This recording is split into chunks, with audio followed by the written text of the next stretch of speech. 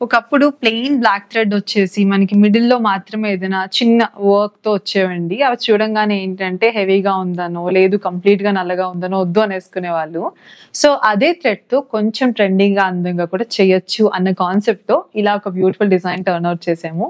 The one I am wearing pearl కాంబినేషన్‌తో gold sheet బాల్‌తో పాటు వచ్చింది. ఇక్కడ మాత్రమే మీకు బ్లాక్ కనపడుతుందండి.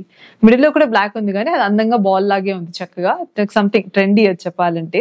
సో, అలాగే 2 డిఫరెంట్ ప్యాటర్న్స్ తీసుకొచ్చేసాను. ఇన్ డీటెయిలింగ్ 2 చూపించేస్తాను. మీకు నచ్చింది పిక్ చేసేసుకోండి.